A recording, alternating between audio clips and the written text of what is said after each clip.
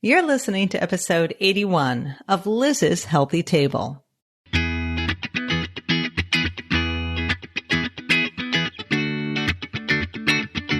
Looking for a healthy new way to feed your family without the hassle and hype? Welcome to Liz's Healthy Table, where your host, registered dietitian nutritionist Liz Weiss, serves up fresh and flavorful recipes with a tasty side of science, good nutrition, and fun. Are you and your family ready for some wholesome food that tastes great too? Don't change that dial. Your food adventure starts here. Welcome to the podcast, everyone. This week's show is a celebration. What are we celebrating? Well, it's National Family Meals Month, and it is National Fruits and Veggies Month. I'm a dietitian. I'm pretty excited about that. Joining me on the show with tips for gathering your family around the table more often and clever ways to increase your fruit and vegetable consumption are Elise and Stephen Compston. They're a husband and wife dietitian duo. They're the parents of 2 little kids, and they run the blog Straight Outta Compston Kitchen, where you'll find all sorts of healthy recipes and mealtime inspiration galore. So you've got not 1, not 2, but 3 dietitians on the show this week. And this was a really fun episode to plan because Elise and I and Stephen teamed up with the Produce for Better Health Foundation to kind of plan out the podcast.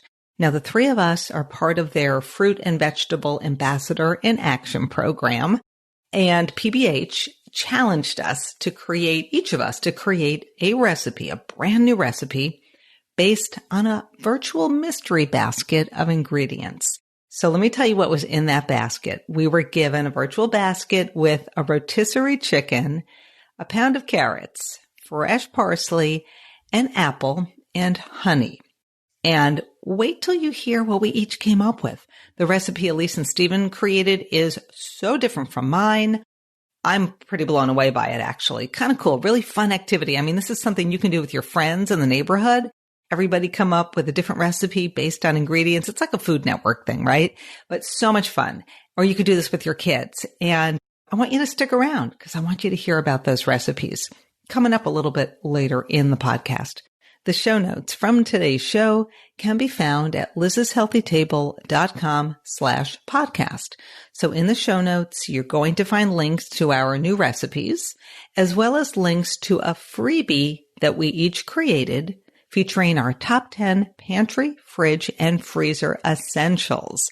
Now, you can find mine on the cookbooks and freebies page on Liz's Healthy Table. I'll put it in the show notes, but it's also, just so you know, under the cookbooks and freebies page. When you download my freebie, you will also get my top 10 list along with 10 easy family recipes to go with those items. So on my list, you're going to see corn tortillas, you'll see nut butter, you'll see eggs, and under each of those, I'm going to give you a link to a recipe. So this is like all about recipes today, right? I mean, I think we can all agree that we are all cooking a lot these days, right?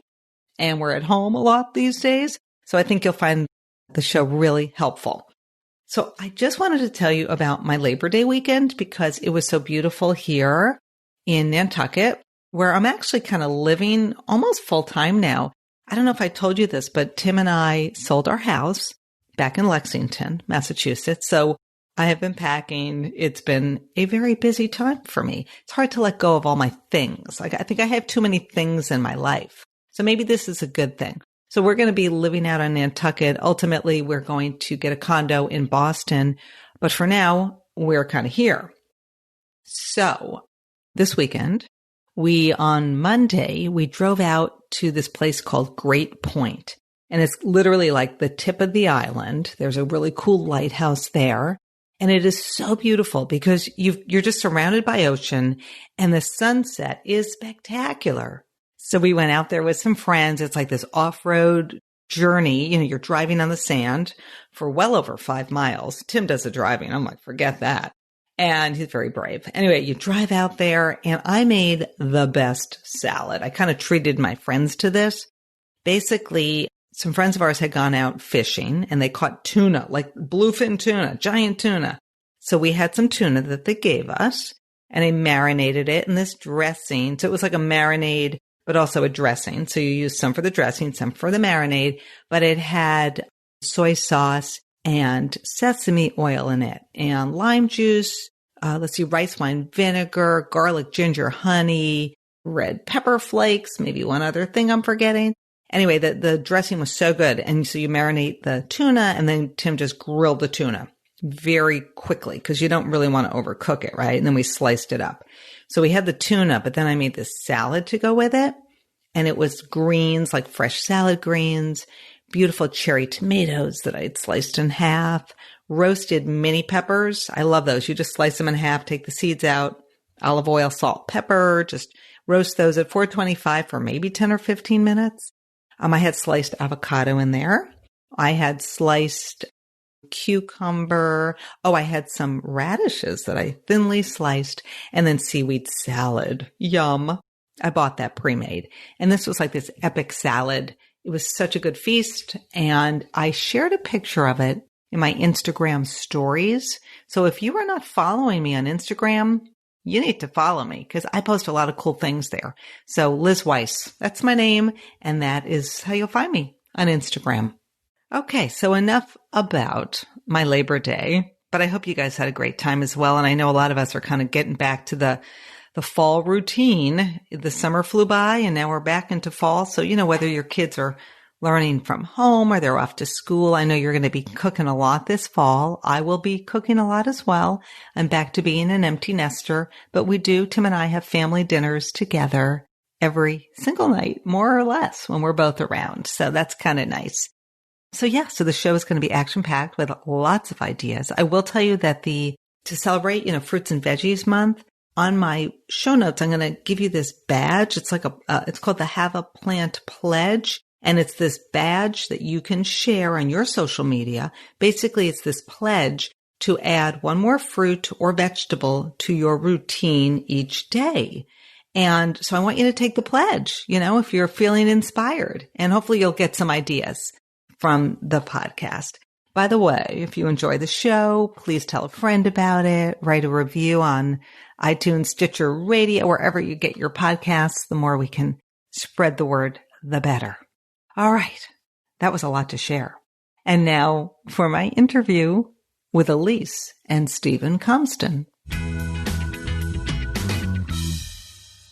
Elise and Stephen, welcome to the podcast. Hey, thanks for having us. Thanks for having us. I'm so excited that you guys are on because it took a while because you're the parents of two little ones.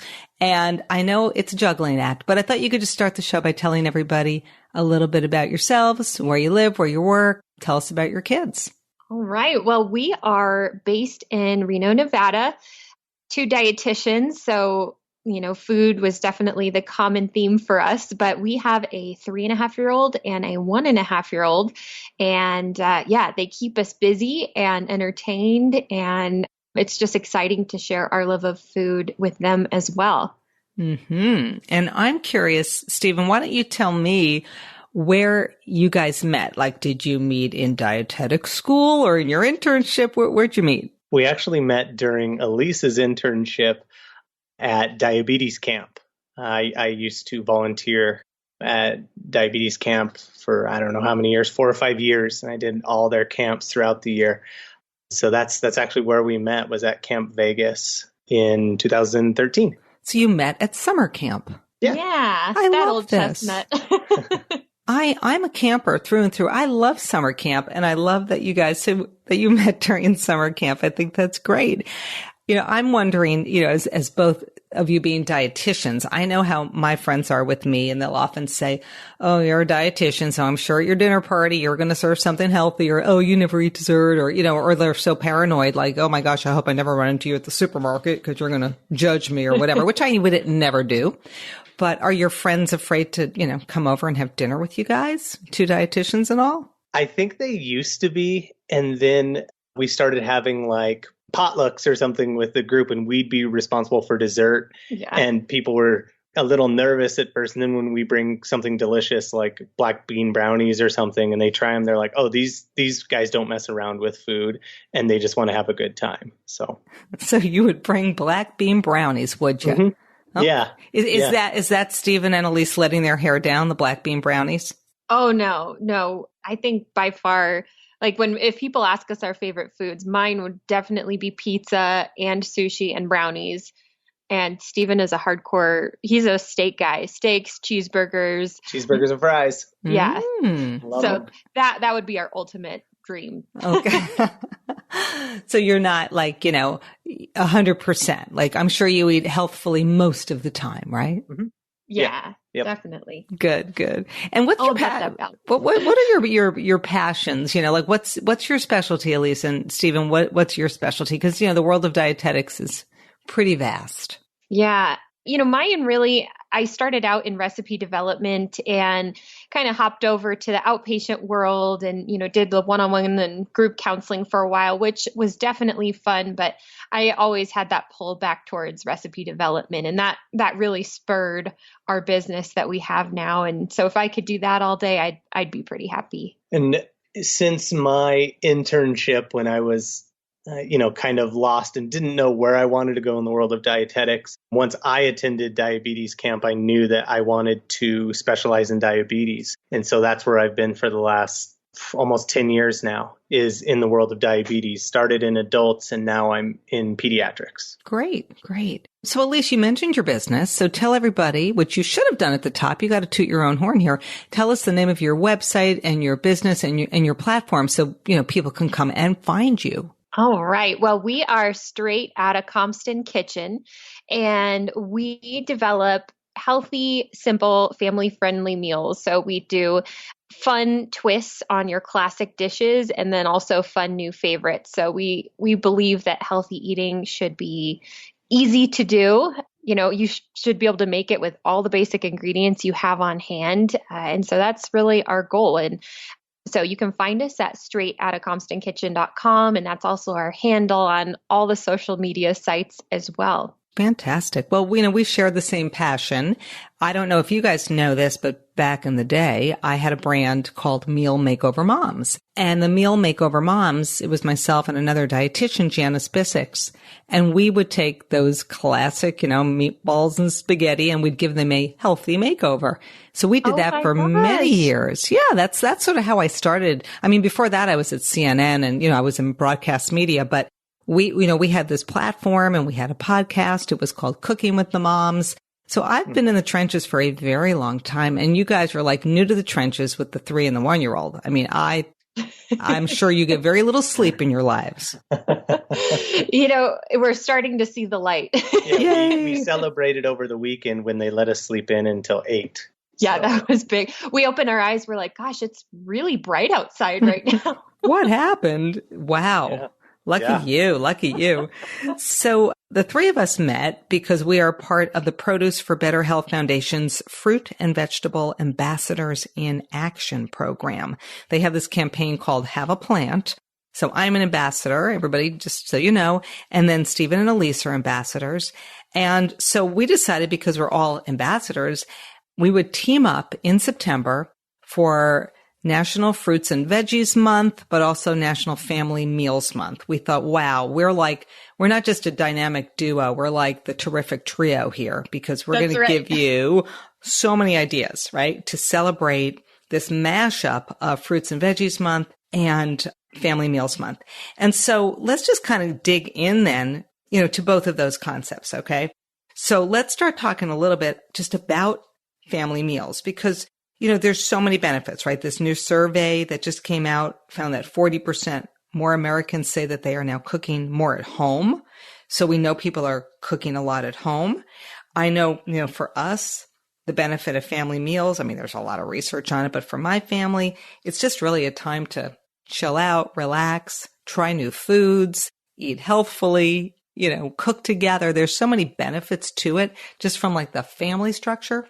But for you guys, like what do you see with these little ones at your table? What do you see as the benefits to your family to eating those meals together? Yeah, I think you brought up some really great points. That family time, that one-on-one connection is huge, but also, as little ones are developing their palates, it's that exposure, it's that time to, you know, put out those family meals, whether it's buffet style, whether it's family style, and they get exposed to so many foods and flavors, and then they can see, their siblings and see their parents eating this variety of foods. And I think it gets them more excited about jumping on board to try new foods. And, we can talk about the health benefits in a fun, kid-friendly way, of course, and, how those foods make them grow big and strong and feel energized. So it's such an important time. And if you could give us each maybe your top tip for getting families to gather around the table. I mean, pre-COVID, it was tougher because everybody had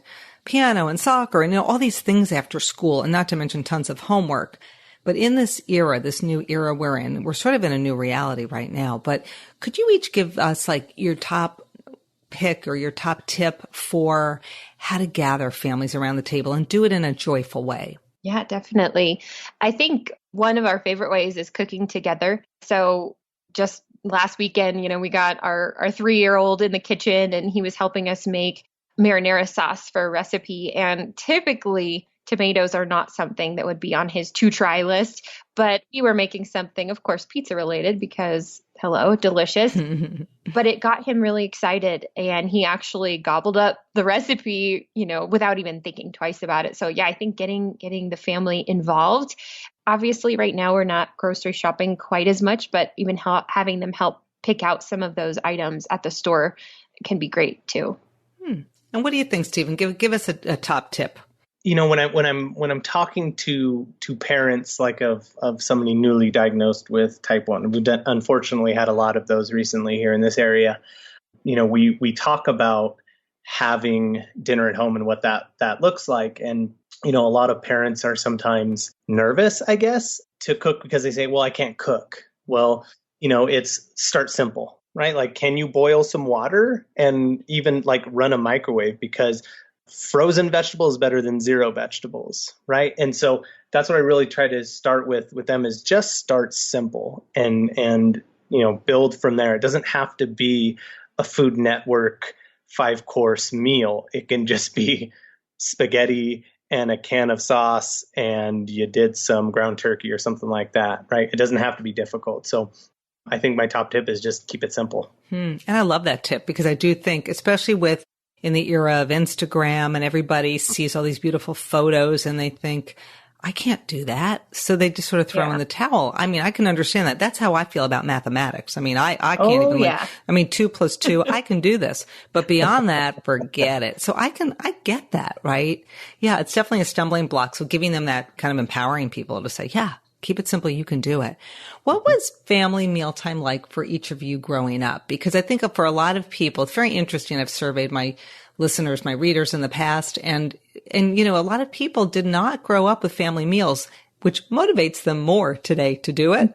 And other people grew up with family meals and they just crave it, because it was a habit. So what was it like for you guys? In my house, we always ate dinner together. My sister and I had a lot of sports growing up, but we always had or made time to sit together and talk about the day and eat together. And then, we could go about our separate ways. It was a little different in the 80s and 90s, obviously. But yeah, we always were eating dinner together. And what about you, Elise? Yeah, we definitely made family dinners a priority. My dad always worked a lot. And so, normally the morning was pure chaos and throughout the day, everyone's at work and school. But dinner was kind of that time to connect and touch base with everyone and see each other. And that was something my parents really made sure of, is no matter what was going on, we would at least have dinner together as much as possible. Yeah. And like I said earlier, more people are eating dinner together now or lunch because, they're home. And if they're home with their kiddos, then, they're not packing lunches in the morning. They're making lunches. And I think getting kids to help is a huge one, during this time when we're making meals and night after night, like you said, Stephen, keep it simple, but also just having everybody chip in, I think really makes a difference. Yeah. It's such a blessing of this time, really. Yeah, totally agree. So it's Family Meals Month, and in the show notes, I will give everyone a link to the Food Marketing Institute because this is their campaign and they have so many great resources there for people. But it's also, National Fruits and Veggies Month, and I'll also give you a link to the Have a Plant Produce for Better Health Foundation website so people can go there. But, it's interesting because as part of that Produce for Better Health Foundation National Fruits and Veggies Month celebration, they are challenging everybody to take this pledge to eat one more fruit or veggie each day. One more fruit or veggie. Now, I don't think that doesn't sound too daunting of a goal. There is a badge people can pledge, and I'm going to put that in the show notes as well. But since you each gave us your best family mealtime tip, I thought maybe you could give us your best tip for getting families to eat more fruits and veggies. How would you just sort of weave in one more each day? We'll start with you, Stephen. Oh, wow. Weave in one more. So if I was counseling somebody and that was the question that they asked me, I think I would try to come up with something fun. So like, let's say that a kid loves bananas, right? Well, we could freeze them and then kind of mash them up and make a banana ice cream, or, add a fun quote unquote veggie. Let's say like a bell pepper, something that's new, but maybe in a different color to a meal, and, explain that this is the same as the green bell pepper, but, the red is important for your heart, or something like that, and just kind of make it fun for the family. I'm not a fan of hiding vegetables. And so just, put it out there and show the kid like, hey, we're trying to eat one more fruit or veggie. And this is what we chose for today. So having the kid involved too could be helpful. Mm-hmm. Yeah. And what do you think, Elise? Give us a top tip. I thinking of just our little ones, they are such visual little creatures and they love anything having to do with bright colors. And so something we've done is with a little rainbow chart. And so they can color in the rainbow of the fruit or vegetable that, of that color that they've had per day. And so it's kind of a fun activity to, be able to fill in all the colors of that rainbow, or as many as possible, I think, for the little ones. And, really speaking to what Stephen said about keeping it simple for adults is, just kind of looking at the grand scheme of the day and seeing, okay, you know what? I don't have any vegetables until dinner time, or maybe the only fruit I have is one that I blend in my smoothie in the morning. And so just setting a small but realistic goal to say, can I have one more fruit with lunchtime? Just kind of filling in the gaps and looking at the whole picture, I think is what I'd focus on for the adults. And, even if you go into the supermarket nowadays, I find that there's just the choices are amazing. So you can go in and you can find, like, I've been totally this summer into the bag of the little mini bell peppers. Oh, yeah. And the other thing I've really been into at the farmer's market are these shishito peppers. And you just buy the shishitos, toss them with olive oil and salt and pepper, and just bake them at like 425 for maybe 10 or 15 minutes. Just toss them once or twice throughout. And they are so good. They're very mild, interestingly, but they do say that 1 out of every 12 is going to be really spicy, really hot. And I think later in the season, the shishitos get a little hotter because I have not had a hot one yet. And I'm afraid. I got fear in me. I got to be honest. But I haven't had a hot one. I think it's part of the fun of having them. We love shishitos too, actually, so much so because I usually will buy bag after bag after bag. But Stephen took it upon himself. He's been growing me shishitos, and so far none of them have been hot. But I keep waiting for that one because it's part of the fun of trying them. Well, I think later in the season is when your head's gonna get exploding, right? Because they do say later in the season they're gonna get hotter. So we're gonna need to stay in touch on this. What else you growing in that garden of yours? I didn't know you had a garden. Yeah, we've got shishitos, we have cucumbers, we have some bell peppers, and we have a pumpkin plant. Yeah, earlier we had some strawberries too. Oh, yes. Forgot about the strawberries. Yeah, the strawberries produced really, really well before it got really hot. and they haven't really done much since. They haven't been happy with the heat. No, they're much better in June, I believe. I am not a green thumb, although a friend of mine just gave me her basil plant to babysit for a week. Thankfully, it rained yesterday, so I'm covered. And in 2 or 3 days from now, if that thing dies, I am literally going to be so mad at myself. But I did pick some tonight and added it to a pasta dish. So I'm committed to keeping it alive. If you get it down for how to keep basil alive, I unfortunately have gone through many a plant, but there's nothing like fresh basil. I know. And I can't stand always having to buy fresh herbs when, hello, you could easily grow them yourself. I know. I will be more committed to that next summer.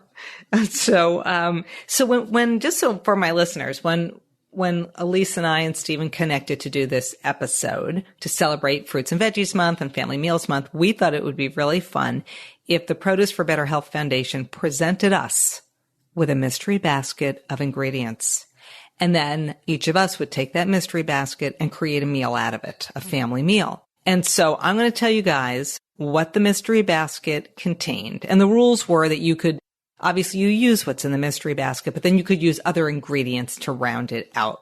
And it's like a Food Network thing. All right. So we each did this separately, and I have no idea what Stephen and Elise created, nor do they know what I created. But this is the big reveal that I teased in the open to the show. So sit down and get ready because this is going to be exciting. All right.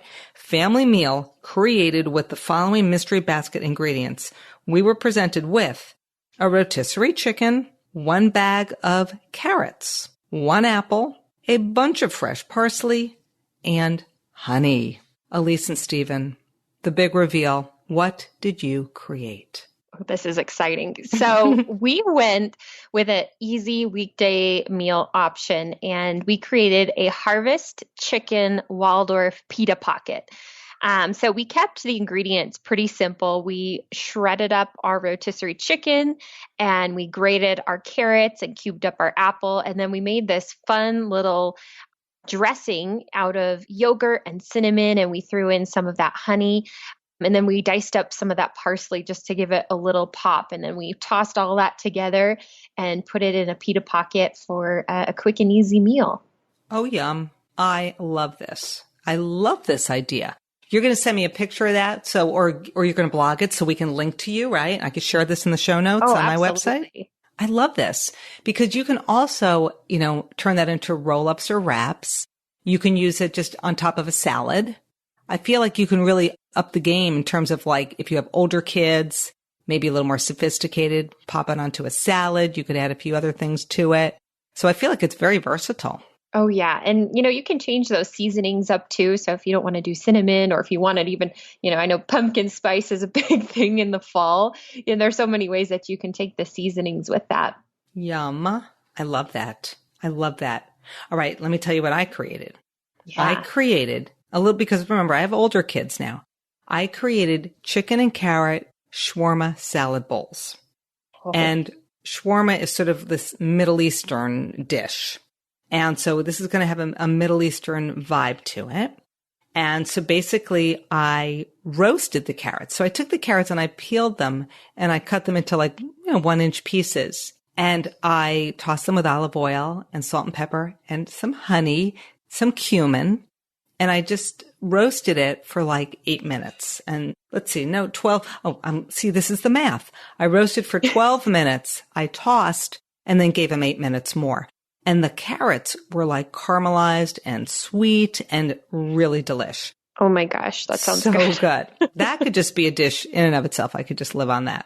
But then to keep creating elements for this bowl, I took some romaine and just chopped it up. So 6 cups of romaine. And I think romaine is one of those sort of family-friendly lettuces. Oh, yeah. And I sliced up some English cucumber. I added my chicken and I just created pieces or cubes of chicken. I diced up my apple and I had a cup of parsley. So the salad was romaine, English cucumber, the chicken, the apple, and parsley. And then I created a salad, essentially a big bowl with the chicken mixture, the carrots, and then a dressing. And the dressing was And if you hear noise in the background, I think my son is in the kitchen eating everything that's in the refrigerator right now because there's been a lot of clanging going on, which hopefully nobody can hear, but it's driving me insane. All right. So we've got in the dressing, we have lemon juice, lemon zest, olive oil, cumin, paprika, garlic, honey, and Dijon. There's your honey again. So just a simple dressing that I make. I just throw all my ingredients in a little mason jar, put the lid on it, shake it up, and that's it. So that was my dish. It's a little more complicated than yours, but super flavorful and Middle Eastern in inspiration. Nice. Amazing. That sounds so good. I'm hungry. I will share that with you. Very fresh, I like that parsley, the parsley. Mm-hmm. The apple kind of threw me a little because I would normally not put apple in that. I was almost thinking, gosh, should I slow roast slices of apple and make dried apple? I'm like, no, enough already. So it was the apple that kind of threw me a little bit, but I think you nailed it with the Waldorf theme because there's always apple in that. Well, thank you. Well, I think the apple in yours will give that little unexpected, it's like that crunch and that brightness. That'll be delicious. Yeah, it was super bright. Yeah, I loved it. I absolutely loved it. So, yay. So that was kind of fun. The other thing that we did, just because, hey, why not add more work to our already crazy lives, is that we decided for this show that we would each come up with a freebie to offer to our readers. And it's I'm calling it a pantry survival guide. Basically, it's my top 10 ingredients that I always keep in the kitchen. So that when I walk in the door and it's busy, I've had a busy night, a busy day, I can whip a meal together. So I've got my top 10 pantry staples, and some are in the fridge, some are the freezer, some are the pantry. But I thought you could give me your top 10 list because I'm curious. There's going to definitely be crossover, I'm sure. But what's on your list? All right. Well, frozen fruits and veggies were kind of a top one for us. We always keep a variety because, gosh, you can make smoothies, you can roast them, you can do just about anything with both the fruits and veggies. So we always have a big variety of those on hand. And then over to the pantry, we have our canned vegetable favorites, things like our tomatoes and beans, because just like the frozen, you can puree tomatoes into soup, you can put beans into anything, you can make stir fries. So a lot of options there. Then broth is actually another one for us. We like to cook our grains in them to give a little more flavor. And then, of course, you have things like soups and stews that you can make as well. And then salsa is one of my personal favorites. And so, you can marinate chicken in it or fish. My personal favorite is with tortilla chips, but you can make quesadillas. You've just got a lot of versatility, a lot of flavor coming from something as simple as a salsa. We always have eggs on hand, quick, easy, and fairly cheap protein. So we love having those on hand. Sometimes we'll just hard boil them and just have them in the fridge for later. Always, always, always have canned tuna on hand. Some nights we'll do something called scrounge night where we have a bunch of leftovers and, I may have a can of tuna or something like that. Elise makes these amazing pumpkin muffins. So we always have canned pumpkin on hand. She sneaks it into other dishes as well. I can't think of another one. The pumpkin muffins are just on my mind now. Our kids actually really love ground flaxseed, and so we'll add that to yogurts for them. So we always have that on hand. Our freezer is full of nuts and seeds. It's kind of, I make fun of Elise sometimes because we have so many in there. But I mean, walnuts for baking, almonds for snacks, pistachios, cashews, pumpkin seeds, you name it, we've got it. And then, of course, we have some go-to herbs and spices like Trader Joe's umami seasoning is something we always have. Garlic powder, onion powder, things of that nature. Yeah, because you can you can completely transform a dish with just a switch up of the herbs and spices that you're using. So that's probably one of our biggest, probably maybe number one on that list for us. I love your list. Hey, do you have everything but the bagel? Are you guys hooked on that? Mm-hmm. Oh yeah. A couple jars. I know I go through that very quickly. I love that. Yeah. I was actually in Prague back in January and I stayed at this hotel and a friend of mine had stayed there earlier and she said a month earlier and she said, the general manager loves everything but the bagel and every time he comes to the US, he buys it. So I said, okay, I'm going to buy this and gift it to him. I left a gift bag I didn't even meet the guy. I'm bringing him everything but the bagel. That's so fun. It was fun.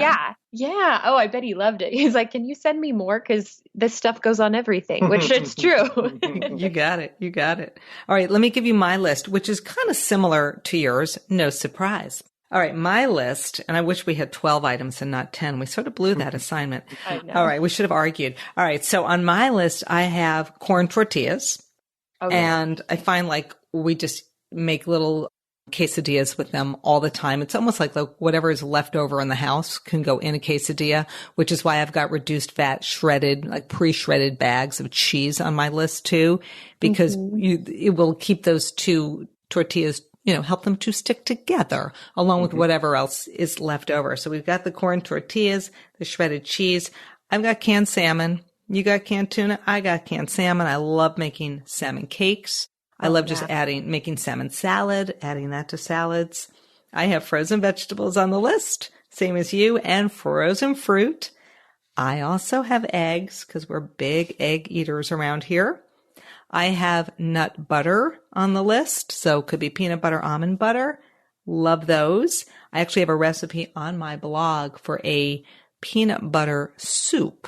And it's made with chickpeas because, of course, I have canned beans on my list as well, and canned tomatoes, like so much goodness in this really hearty soup. It was like a recipe I did early on in COVID when it was still really cold out. So that was that was a big hit.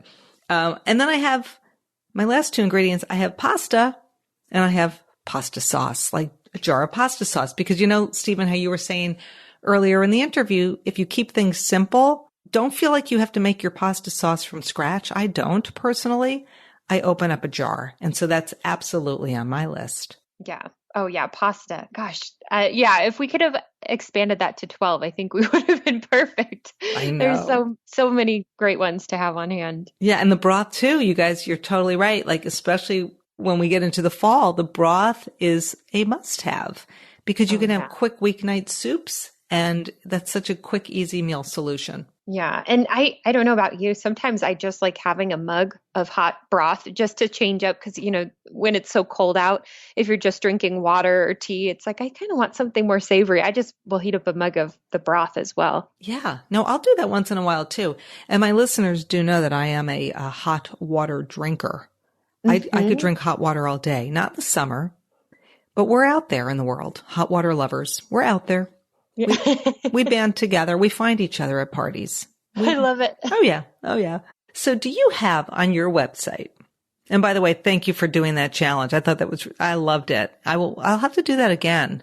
The mystery basket. My God, that was so much fun. Really fun. So much fun. I can't wait to see your pictures because I'm sure they're beautiful. Do you have on your website like a recipe that is an absolute favorite? Like you mentioned black bean brownies earlier when I had the Meal Makeover Moms platform, or shall I say empire, that we had a black bean brownie recipe. It's still on my new blog now, but that was so popular. There's just certain recipes people absolutely love. And I have a peanut butter and banana smoothie bowl recipe that just gets like a ton of attention. What's like the one or two really popular recipes on your website? We get a lot of traction on the turkey jerky recipe that we have. That one always does well. And we actually had some recipe cards made up for a couple health fairs that we did. And I heard back from some people and they loved it. Yeah. So jerky fans, be on alert. That one tends to go well. And it's actually a nice kid friendly one as well, especially when we take hiking trips out to the beach. And then I think the other one is our pesto chickpea salad. It's just got a lot of your fresh, you can make it any time of year. We like to throw in zucchini and fresh tomatoes. You could do bell peppers, and it's got, of course, chickpeas in there, and then a fresh pesto, basil pesto that just goes over it. And it's so quick and easy, and kind of like the Waldorf. You can stuff it into a pita, or you can enjoy it straight up, or toss it with pasta or quinoa. It's really just nice salad to have on hand, especially in the hot weather. And now that I have the basil plant, before I kill it, I'm going to make that. If you send me a link, I'll put a link to both those recipes in my show notes. And so people can easily get over to you guys.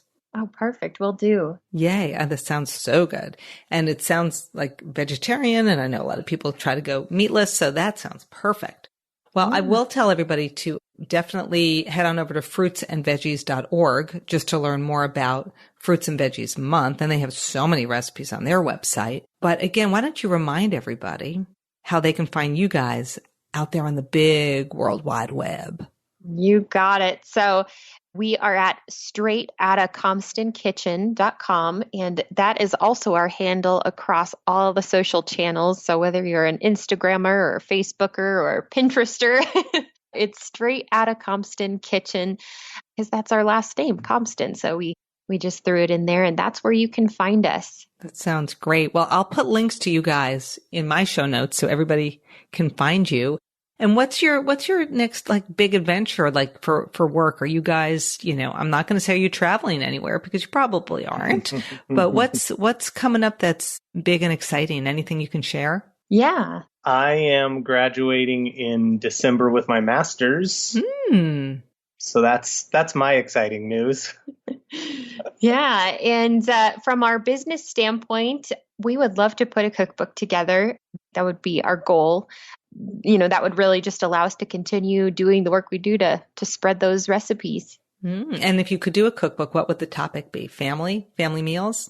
Our little hashtag is upgraded everyday eats. And I think that's kind of universal for, the everyone. You've got, the folks, the busy working, fresh out of college, you've got the new parents, and, everybody can kind of appreciate just those simple, easy meals. So I think that would be our focus. Sounds good. Filled with fruits and vegetables, of course. Of course. Yeah. Of course. Well, thank you guys so much for joining me today with all your ideas. And I just cannot wait to try that chickpea recipe. And of course, your Waldorf salad. I feel like you really nailed that. So in the show notes, I'll definitely link to it. So thank you so much for joining us. Well, thank you for having us. Yeah, this was so fun. Thanks for having us, and definitely forward us that shawarma recipe because that sounds incredible. Well, you pronounced it beautifully, so you got it. I will send it your way. All right. Well, thank you guys. And thank you to my listeners. This is an exciting, as dietitians, we get very excited about Fruits and Veggies Month, and we get very excited about Family Meals Month because that's how dietitians roll. We just, we just grab onto it and we just go with it. So all is well. So thanks again, you guys. Have a great evening. Thank you. You as well. And to my listeners, thank you for tuning in as always. The show notes will be action-packed as always. And I will have a separate recipe post, a blog post for that chicken shawarma recipe. So you'll get lots of links, and I hope you'll try some of our new recipes. I hope you'll enjoy your family meals in a joyful way and add one more fruit or vegetable to your family's diet every day. If you love the show, post a review on iTunes or Stitcher Radio, wherever you get your podcasts. And as always, thanks for listening to Liz's Healthy Table.